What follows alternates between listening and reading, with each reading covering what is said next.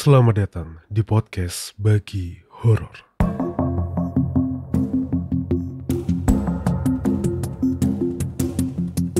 Assalamualaikum warahmatullahi wabarakatuh. Selamat malam para sobat horor.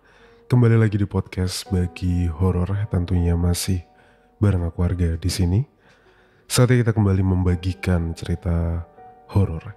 Dan kali ini kita akan membacakan sebuah cerita bersambung dari seseorang yang sudah beberapa kali mengirimkan ceritanya di podcast Bagi Horor. Mas YP Widatama. Mas Yuda kembali membagikan ceritanya. Kemarin beberapa waktu yang lalu Mas Yuda itu membereskan sebuah cerita yang berjudul Deep ya, The Darkest Hour yang Deep. Kali ini ada sebuah cerita, masih The Darkest Hour series, berjudul Book of Buhul. Kita akan membagikan cerita dari Mas Yuda ini yang Book of Buhul. Sebelum masuk ceritanya, buat yang belum subscribe YouTube-nya Podcast Bagi Horor, di subscribe sekarang. Dinyalakan lonceng notifikasi, jangan lupa di like dan ketik komentar kalian. Mari kita membangun bersama-sama, aku butuh bantuan kalian untuk membangun bersama-sama channel Podcast Bagi Horor di YouTube. Serta yang dengerin di Spotify, jangan lupa kasih follow-nya, jangan lupa nyalain lonceng notifikasinya, dan kasih rating bintang 5. Tanpa berlama-lama lagi, langsung aja kita masuk ke sebuah cerita The Darkest Hour series yang berjudul Book of Buhul. Pasang headset kalian, tutup pintu, matikan lampu. Podcast Bagi Horor siap membagikan ceritanya. Selamat mendengarkan. The Darkest Hour, Book of Buhul. Introduction. Price of everything. Gampang do, kui urusan gampang. Nek kepinginanmu cuma ayu, cantik, terus jadi yang paling cantik, iku gampang. Tak paringi, tak kasih yang paling cantik, yang paling bikin lupa, yang bisa mengambil sukmonya jiwanya wong lanang, rayu, ireng. Dalam kepulan asap kemenyan yang berbau pekat, seorang lelaki tua berujar dengan keris perak terus di genggamannya. Seorang gadis jelita memandangi si lelaki tua dengan takut-takut. Namun, keinginannya menjadi yang tercantik dan yang paling mempesona membuatnya menahan rasa takut itu. Menjadi cantik dan mempesona adalah tuntutan dalam pekerjaannya. Walau hina, dia mau membayar berapapun untuk mendapatkan status itu. Si cantik dan mempesona, si gadis duduk di depan si lelaki tua dalam diam. Sebenarnya, dia merasa ingin segera beranjak, hingga sesosok berbalut kain hitam legam muncul melayang di sisi kirinya, membuat kakinya lemas, membuatnya terperangah, bingung. Haruskah dia takut? Haruskah dia terpukau? Terpukau wajah cantik milik sosok berbalut kain hitam legam itu. Ragatmu sudah cukup. Opo yang mbok persembahkan ini cukup. Tinggal kamu siap melakukan ritual pertamanya, Nduk. Apa kamu tahan dengan pasangannya Rayu Ireng Tunggap Putih? Si lelaki tua dengan pakaian khas Jawa kuno itu kembali berujar, mempertanyakan hal aneh kepada si gadis. Kemudian tiba-tiba, sesosok putih melayang di sisi kanan perempuan yang sudah ketakutan itu. Dia bergetar hebat di sana. Tiada rasa terpukau seperti sebelumnya. hanya tersaji rasa takut di dalam dadanya. Sosok Put itu melayang seperti si sosok hitam. Namun wajahnya jauh berbeda dengan sosok hitam. Di wajahnya tergambar kebencian, kebengisan, dan kekejaman yang tak berujung. Tunggah putih, sing pangane makanannya barangi wong lanang. Si lelaki itu kembali berujar, diikuti dengan tawa yang membahana, mengisi setiap rongga ruangan kecil di dalam gubuk reot di mana mereka berdua berada. Kowe siap ngadepi aku lan Tunggah Putih. Kamu siap jadi wadah bagi Rayu Ireng. Si lelaki itu bertanya dengan suara yang dalam. Kedua makhluk yang tak jelas apa jenisnya itu terus memandangi gadis itu, membuat gadis itu merasa dirinya semakin menciut. Apalagi pandangan lelaki tua yang setiap detik semakin mengerikan, seperti seekor hewan buas kelaparan yang siap untuk menerkam. Si gadis jelita itu tak menjawab. Dia masih duduk bersimpu, tapi tangannya perlahan melepaskan selai selendang panjang yang sedari tadi menutupi tubuhnya yang basah. Dia siap. Dia siap menebus hal yang dijanjikan dengan tebusan harta, jiwa, dan tubuhnya. The Darkest Hour Series Book of Buhul Chapter 1. Kesuksesan dan kegagalan. Batavia, ibu kota Nusantara. Ardhito Rahmawan, Dito. Arti kesuksesan nampaknya sulit dijelaskan bagi pria bernama Ardhito Rahmawan atau Dito. Bagaimana tidak? Dalam 10 tahun dia menjalankan bisnis. Kini dia sudah memiliki banyak hal yang diimpikan laki-laki seumurannya. Rumah besar dan luas di kawasan elit di dekat ibu kota Nusantara. Ditambah kolam renang dan taman yang mengelilinginya. Barisan mobil mewah yang terjajar rapi di garasi rumah itu. Serta istri, cantik dan taat yang terus menemaninya dalam menjalani bisnis. Berasal dari keluarga berada dan didukung gemblengan orang tuanya, mengantarkan Dito meraih kesuksesan bahkan sebelum umurnya mencapai 40 tahun. Bisnis konstruksinya setiap tahun selalu meningkat, baik klien, jangkauan, dan keuntungannya. Namun, ambisinya untuk membesarkan bisnisnya tak juga surut, membuatnya terus mengambil manuver-manuver nekat. Buatnya lebih baik untung sedikit, tapi punya banyak proyek. Tak apalah, memotong sedikit keuntungan untuk kelancaran bisnis. Selama ada keuntungan dan selama pekerjaannya dapat dia gaji, dia akan terus mengambil manuver nekat itu. Tak sedikit yang membencinya karena hal itu. Tapi Dito bersikap masa bodoh terhadap hal itu. Buatnya, orang yang membencinya tak lebih dari kumpulan orang yang hasad, iri, dan dengki terhadap pencapaiannya. Untuknya, manuver bisnis yang diambilnya hanyalah urusan seberapa jauh seorang pebisnis mau berkomitmen demi bisnisnya sendiri. Dan kini, di hadapannya, berjajar di kursi eksekutif, 3 orang penentu proyek terbesar yang dihadapinya. Proyek itu akan mengantarkan dirinya dan perusahaannya ke level yang lebih tinggi. Ketiga eksekutif itu saling berpandangan, dan kemudian salah satu di tengah mengulurkan tangan kepada Dito. Sebuah senyum sumringah terulas di wajah Dito. Disambutnya tangan itu. "Selamat Pak Dito, kami serahkan pembangunan proyek ini kepada perusahaan Anda." Setelah membicarakan detail-detail kecil, pertemuan itu selesai.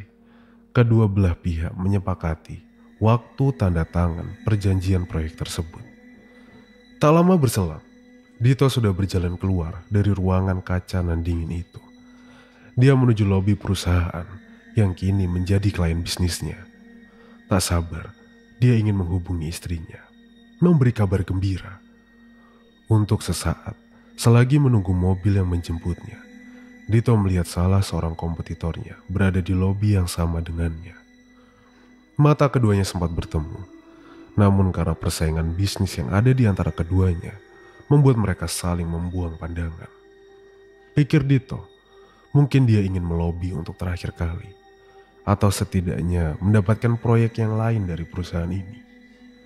Dito tampil pusing, meskipun saat tak melihatnya, orang itu tengah memandangi Dito dengan pandangan sinis, bahkan lebih ke penuh kebencian. Bisnis adalah bisnis, persaingan adalah resikonya. Musuh kadang didapat, kawan kadang sulit diraih. Itu adalah konsekuensi yang Dito sudah terima sejak dia melangkahkan kakinya di dunia bisnis. Di dalam mobil, Dito menelpon istrinya. Sudah sangat tidak sabar dirinya untuk memberi kabar gembira itu kepada istrinya. Keduanya bersuka cita dengan kesempatan meraih kesuksesan lain yang kini ada di hadapan mereka. Teriakan gembira istrinya semakin menambah semangat Dito. Dia berjanji di dalam hati bahwa dia akan menyelesaikan proyek ini sebaik-baiknya, memberikan hadiah yang jauh lebih mewah untuk istrinya yang tercinta. Wanita pujaannya yang berhasil dia taklukkan hatinya belasan tahun yang lalu. Wanita yang mendukung sejak dia mulai menapaki dunia bisnis yang dipenuhi tantangan. Istrinya itu pun terus memberikan dukungan kepada Dito selama proses menjalankan bisnis, baik itu bantuan moral ataupun aksi nyata. Di ujung lain telepon, seorang wanita yang sedang bergembira memanjatkan doa kepada Allah yang Maha Kuasa. Dia mengangkatkan tangannya, menengadah ke langit, bersyukur atas keberhasilan suaminya dan memohon kelancaran dan keberkahan dayup dari proyek tersebut. Di balkoni kamar pribadinya, dia memandang taman di rumahnya. Angin meniup baju dan selendang yang dikenakan. Sambil tersenyum penuh harap, Nastiti Devi Namira, Devi, menutup pintu menuju balkon, masuk ke kamar, dan berniat mengabari banyak orang atas kabar gembira itu. Dito memenuhi janjinya. 6 bulan lamanya, dia dan seluruh anggota perusahaannya bekerja dengan giat dan keras, mengejar proyek tersebut agar dapat diselesaikan dengan segera. Memang, tidak seluruh proyek itu selesai dalam 6 bulan, tetapi setidaknya mereka mencapai target di luar yang mereka harapkan. Jangan tanyakan ke mereka apa itu lembur, nanti mereka akan menjawabnya sebagai makanan sehari-hari. Jangan tanyakan ke mereka apa itu libur, mereka akan menjawabnya sebagai mimpi di siang hari. Dito, meskipun dialah pimpinan perusahaan, dia memilih turun tangan langsung ke lapangan, mengawasi dan memberikan arahan yang diperlukan. Sebuah trailer disiapkan khusus untuknya jika dia ingin menginap, mengawasi proyek itu. Devi, istrinya pun membantu dengan turun menangani pekerjaan lainnya di kantor. Meskipun berbagai pertemuan dengan klien dan mengambil keputusan hasil diskusi dengan Dito, mereka mengorbankan banyak hal, termasuk waktu luang untuk dihabiskan bersama. Bahkan, sejak proyek itu berjalan, komunikasi di antara keduanya seperti macet. Devi seringkali tak sempat membalas pesan Dito. Di sisi lain, Dito lebih sering memegang handy-talkie untuk menginstruksi dan mengawasi proyeknya. Devi sudah biasa tidak mendapati suaminya di rumah. Dia tahu betul pasti suaminya sedang sibuk di proyek. Malam-malam yang dingin dilalui masing-masing tanpa satu sama lain. Namun keduanya sudah terbiasa dengan hal itu. Kadang itu terjadi selama masa proyek besar. Sudah beberapa kali mereka menjalani hal itu. Keduanya sudah cukup memahami kondisi. Saat masa itu berlalu, keduanya akan kembali bersama, bermesraan, memadu cinta. Hingga hari pelaporan progres proyek itu tiba. Dito dan perusahaannya berhasil melewati permintaan progres dari klien. Tuntutan 30% progres dalam 6 bulan pertama berhasil mereka lewati dan mencapai 35%. Pembayaran tahap kedua yang diharapkan pun tiba. Dito semakin bersukaria atas kondisi itu. Meskipun bayangan akan hal yang tidak disukainya juga datang, yaitu saat dia harus menjamu dalam tanda kutip klien-kliennya itu. Meskipun lagi-lagi itu adalah strategi bisnis, memberikan jamuan mewah kepada beberapa orang untuk meloloskan seleksi pemenang proyek. Itulah alasan dibalik kenapa dia harus repot memotong keuntungannya sendiri. Dito tahu betul, tanpa adanya jamuan itu, negosiasi akan menjadi hal sulit dilaksanakan. Dia tidak ingin membuat kualitas pekerjaannya berkurang. Maka dipotonglah keuntungan yang didapatkan. Dengan apik, timnya berhasil meloloskan sebagian keuntungan untuk masuk ke pos jamuan tersebut. Dari pihak kliennya, beberapa individu meminta bagian dan jamuan dari proyek itu. Dito mengirim salah satu orang kepercayaannya untuk melaksanakan jamuan. Jamuan itu berjalan lancar, namun sebuah pesan membuatnya tidak senang. Orang kepercayaannya menyampaikan bahwa kliennya mengatakan seharusnya Dito sendirilah yang menemaninya dalam jamuan itu. Bukannya ini adalah proyek terbesar kalian? Kenapa nggak Pak Dito sendiri yang jamu kami?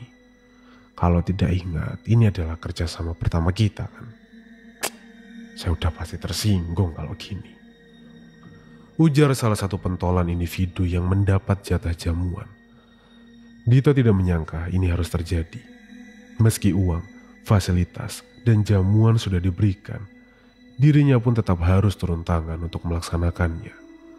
Orang kepercayaannya bilang bahwa mereka hanya ingin Dito menemani malam pesta mereka. Dito mau tak mau menerima permintaan tersebut. Dalam hati Dito berjanji, akan tiba masanya dia tak akan lagi membutuhkan jamuan-jamuan itu. Perusahaannya akan cukup besar untuk memenangkan proyek hanya dengan nama dan kualitas yang mereka miliki. Malam Jumat atau Kamis malam, sepulang kerja sebelum libur panjang di pekan berikutnya. Itulah waktu mereka berjanji akan melakukan jamuan yang diinginkan kelompok itu. Dito yang terpaksa menerima tak mau banyak berkomentar. Dia hanya bercerita kepada Devi, istrinya. Istrinya pun hanya bisa tertunduk dan mengelus-elus suaminya, mencoba menguatkan saat suaminya harus melewati kondisi-kondisi tidak mengenakan seperti itu. Bagi Dito, itu sangat tidak mengenakan. Pertama, terkadang tuntutan yang diberikan melebihi kesiapannya. Kedua, dia sebagai kepala perusahaan harus muncul di muka publik bersama individu yang bisa membawa masalah yang lebih rumit. Ketiga, kadang permintaan di saat jamuan bisa sangat aneh. Dari minuman keras, pesta pora, clubbing, karaoke bersama pemandunya, bahkan wanita. Sudah dari dulu, Dito tidak suka mengikuti jamuan-jamuan itu. Alasannya, karena pasti akan ada miras dan wanita yang diminta dalam jamuan itu. Baginya, miras adalah awal dari segala petaka. Karena miras, seseorang bisa menjadi pezina, bahkan menjadi pembunuh. Kemudian bagi Dito, istrinya sangatlah cukup, bahkan berlebih. Dia tidak membutuhkan wanita lain, cukup istrinya saja. Namun terkadang ada saja lelaki di luar sana yang suka dengan wanita-wanita itu. Hari yang tidak diinginkan itu datang. Dito bertemu dengan kelompok itu di sebuah restoran ditemani sopir pribadinya, Pardi. Namanya terdengar tua, namun dia masih muda. Bahkan umurnya belum menyentuh 30 tahun. Dito menjamu kelompok berisi 5 orang itu di sebuah restoran. Sebuah ruangan tertutup dipesan untuk mereka. Jamuan makan itu berlangsung tak sampai 2 jam. Karena kini mereka meminta dibawa ke tempat karaoke. Dito terpaksa mengekor mereka yang sudah terlanjur kebanyakan minum bir. Paraunya suara para lelaki berumur itu mulai memenuhi ruangan karaoke. 7 perempuan pendamping seperti kewalahan menangani kelima orang itu. Dito Dia memilih untuk memojokkan dirinya, membuka handphone, memeriksa proyek yang sedang dikerjakan anak buahnya. Dito menolak ajakan-ajakan menyanyi kelima orang itu. Ketujuh wanita pendamping itu seperti tahu bahwa Dito adalah si bos galak dalam acara ini. Mereka agaknya seperti takut untuk menggoda Dito. Padahal dari tadi sudah semua bagian tubuh dijajakan oleh mereka kepada 5 orang yang setengah mabuk itu. Kelimanya pun seperti serigala kelaparan, menjilati, menggigit, dan memegang apa yang mereka bisa raih. Lupakan istri, pacar, ataupun anak. Kapan lagi mereka bisa menikmati ini tanpa sedikit pun kehilangan uang di dompet? Tapi, karena mereka masih memiliki sedikit kesadaran, mereka tahu, malam mereka tak boleh berakhir di tempat karaoke itu. Mereka menuntut dibawa ke sebuah diskotik. Mereka tahu betul di sanalah mereka akan menguras kantong Dito yang sepertinya tak akan habis dikuras malam itu. Dito sempat bingung dengan permintaan itu. Dia tidak memiliki relasi untuk tempat seperti itu. Beberapa saran dari orang kepercayaan ditolak oleh kelima kliennya. Dito memutar otak, bertanya kepada sopirnya, karena tak mungkin bertanya kepada istrinya. Sopirnya pun bertanya ke sana kemari dan berhasil merekomendasikan satu diskotik kepada Dito.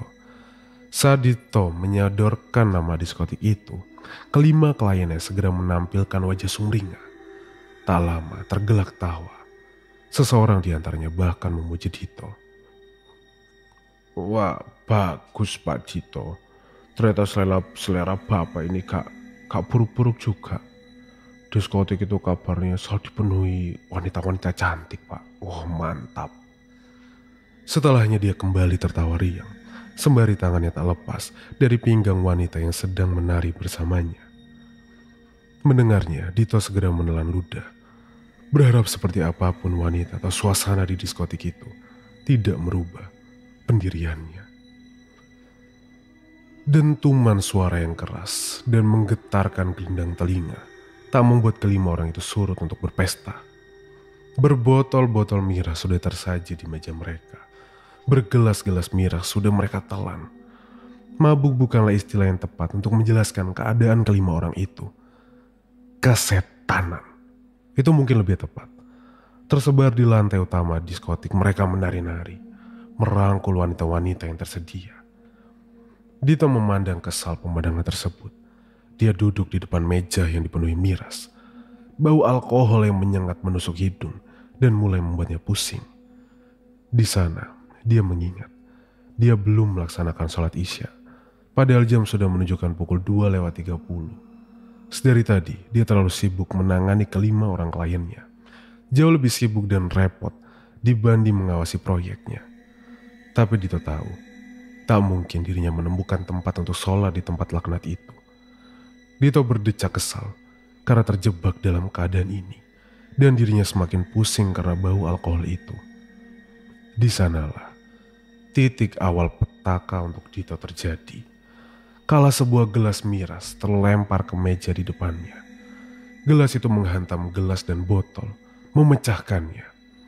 Miras di botol dan gelas itu tertumpah, bahkan seperti disiram ke arah badan dan wajah Dito. Pecahannya bahkan melukai tangan Dito. Dito yang terkagetkan oleh semua kejadian itu kebingungan dan terkesiap. Di tengah kekagetan, dia harus merasakan miras membasahi badan dan wajahnya. Sakit di tangan kirinya yang tertusuk pecahan kaca. Pada momen itu, muncul seorang wanita mendekati menyergap Dito. Wajah dan tubuh wanita itu seketika membuat Dito terperanjat. Wajahnya begitu ayu, begitu cantik dan menawan di pandangan Dito. Bibir mungil namun tebal berwarna merah merona itu bagai berpendar merayu dirinya untuk mendekat. Rambut hitam pekat yang berkilau diterpa cahaya lampu semakin mempesona pandangan Dito. Beberapa helai rambut yang diwarnai seperti bergoyang-goyang menarik perhatiannya. Tangan putih dan lembut yang menyentuh tangan kiri Dito segera membuat Dito lupa akan luka yang dialaminya. Lekuk tubuh yang dibalut kain tipis dan ketat itu membuat Dito diam tak bergerak, tak bereaksi. Matanya seperti disihir untuk memaksa dirinya diam dan menurut. "Bapak, hati-hati ya. Nanti tangan Bapak terluka. Mari, saya obati, Pak." Dito hanya mengangguk saat suara lembut dan manis wanita itu menusuk telinganya. Kakinya melangkah mengikuti tangan kanannya yang ditarik wanita itu. Wanita itu menarik Dito menuju ruangan kosong di sisi ruangan yang dia sewa untuk jamuannya. Di sana, Dito yang masih diam terperangah diarahkan untuk duduk di sofa empuk. Kemana wanita itu bergerak, kesanalah mata Dito bergerak. Kian lama, kian kabur pandangan Dito terhadap kondisi di sekitarnya. Namun pandangannya pada wajah dan tubuh wanita itu amat sangat jelas. Setiap detail wajah itu terpaku di pandangan Dito. Matanya seperti bergerak cepat dan presisi memperhatikan objek wanita yang belum dikenalinya itu. Wanita itu kini berlutut dengan manis di hadapan Dito, menarik pecahan kaca di tangan kiri Dito, dan sekejap kemudian dia sudah menghisap darah Dito. Dito terkejut, namun tak bagaimana, tangan kirinya serasa begitu nyaman. Pandangan Dito kini malah menghadap ke langit-langit ruangan. Mulutnya menganga, seakan-akan melepaskan napas yang begitu berat. Tanpa peringatan, wanita itu kini menuangkan segelas besar minuman pada Dito. Panas, itu yang dirasakannya. Tenggorokannya begitu panas. Namun saat dia ingin bereaksi, sesuatu terjadi, membuatnya tak mampu bereaksi lagi. Ya, malam itu, Dito yang bingung terhadap semua yang dihadapinya, seperti dipaksa menyerah dan diam. Membiarkan dirinya merasakan semua hal yang ada di hadapannya. Seakan semua kebebasan muncul di hadapannya. Meminta untuk diraih, melupakan dosa dan neraka. Kebebasan yang semu tersamarkan oleh gemerlapnya kesuksesan dan kemudahan. Petaka yang tak kasat mata tertutupi oleh lekuk indah tubuh wanita dan paras yang ayu. Itu dia tadi part 1 dari The Darkest Hour series Book of Buhul chapter 1, kesuksesan dan kegagalan. Itu tadi adalah kesuksesannya. Sebentar lagi di part selanjutnya kita akan bahas kegagalan dari cerita ini, dari chapter 1-nya ini. Sebuah cerita dari Mas Yuda. Ya, karena nanti kegagalannya adalah di Jawa Tengah. Yaitu kita akan bertemu dengan satu karakter Alpha, Emir. Masih banyak dong yang harus diingat sama Emir atau Alpha ini. Kalau nggak tahu silahkan baca cerita sebelumnya ya. Di The Darkest Hour yang Jin, terus ada Abi, terus ada Deep. Itu banyak cerita soal Jin ada Alpha nggak ya? Ada deh, semua ada Alpha. Jin, Abi, itu episodenya ada di Spotify, jadi kalian bisa dengarkan di Spotify. Nanti mungkin kalau banyak yang minta remake ya, Bang remake dong, di YouTube ada ya, nanti bakal aku remake episode tersebut dan aku bisa masukin di YouTube. Ya, itulah cerita dari The Darkest Hour part 1 yang berjudul kesuksesan dan kegagalan. Di chapter 1-nya kita akan lanjutkan part 2 masih chapter 1 yang kegagalannya. Terima kasih Mas Yuda sudah berbagi kisah kembali The Darkest Hour ini, karena salah satu series yang paling aku suka dari beberapa kali membacakan series, karena ada sosok alfanya nih. Aku penasaran. Kemarin kan kalau nggak salah di Deep kan ketemu sama bapaknya kan. Jadi kita akan cari tahu apa yang akan terjadi. Terima kasih sekali lagi untuk Mas Yuda, dan terima kasih buat kalian yang sudah mendengarkan series The Darkest Hour, salah satu series yang paling aku suka. Terima kasih. Jangan lupa buat yang belum subscribe dulu, nyalain lonceng notifikasi yang ada di YouTube. Terus kasih komentarnya. Aku mohon bantuan kalian untuk kita mencapai di 100.000 subscriber di tahun ini. Mungkin bisa terjadi. Jadi aku mohon bantuan kalian. Dan buat yang dengerin di Spotify, jangan lupa follow, jangan lupa nyalain lonceng notifikasi juga, dan kasih rating bintang 5. Keluarga, mohon maaf kalau ada salah-salah kata selama bercerita. Kita akan ketemu lagi di episode selanjutnya. Dan ingat, anggap saja cerita di podcast Bagi Horor itu cuma hiburan semata. Ambil positifnya dan buang negatifnya. Wassalamualaikum warahmatullahi wabarakatuh. Selamat malam dan selamat istirahat.